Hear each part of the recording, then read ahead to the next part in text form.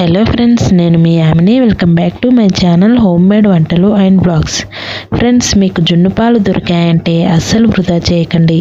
వీటితో ఎంతో రుచికరమైన జున్ను తయారు చేసుకోవచ్చు.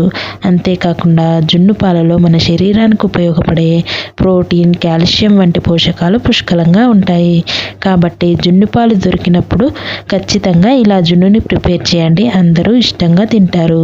మరి ఆలస్యం చేయకుండా జున్నుని సింపుల్గా అండ్ టేస్టీగా ఎలా ప్రిపేర్ చేయాలో ఇప్పుడు చూద్దాం. ముందుగా ఇక్కడ నేను 1/2 లీటర్ జున్ను పాలను తీసుకున్నాను. ఇవి గేదె ఈనిన రోజు నుంచి 3వ రోజువి. ఇవి మొదటి రోజు పాల కంటే కాస్త పలచగా ఉంటాయి. కాబట్టి ఇందులో 1/2 లీటర్ జున్ను పాలకు 1/2 లీటర్ నార్మల్ పాలు కలిపాను. అదే మొదటి రోజు జున్ను పాలు అయితే బాగా చిక్కగా ఉంటాయి. కాబట్టి 1కి 3 వంతుల నార్మల్ పాలు కలపాలి. అంటే 1/2 లీటర్ పాలకి 1.5 లీటర్ల పాలు కలపాలి.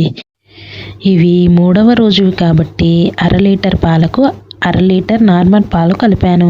ఇప్పుడు ఇందులోకి మీ టేస్ట్కి తగినట్టుగా బెల్లం వేయాలి.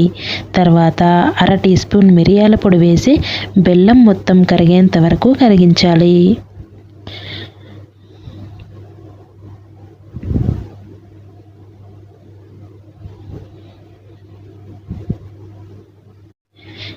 ఇలా బెల్లం మొత్తం కరిగిన తర్వాత ఇప్పుడు వీటిని ఇలా ఒక రౌండ్ బాక్స్లో కానీ లేదా కేక్ టిన్లో కానీ స్టెయినర్తో వడకట్టాలి.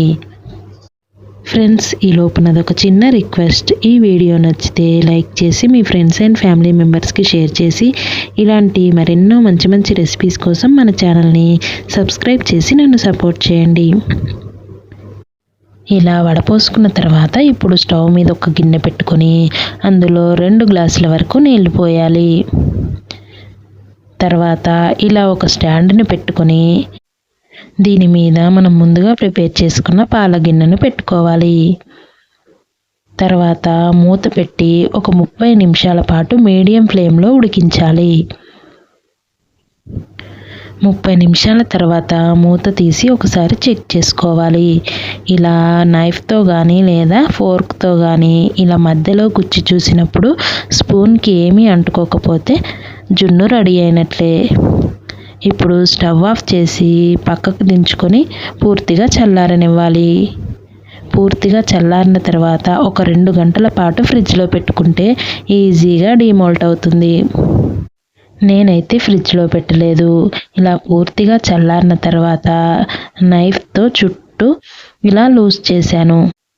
నేను ఫ్రిడ్జ్లో పెట్టలేదు కాబట్టి ఇది ప్లేట్లో ఈజీగా పడలేదు. కాబట్టి ఈ బౌల్లోనే పీసెస్లా కట్ చేశాను.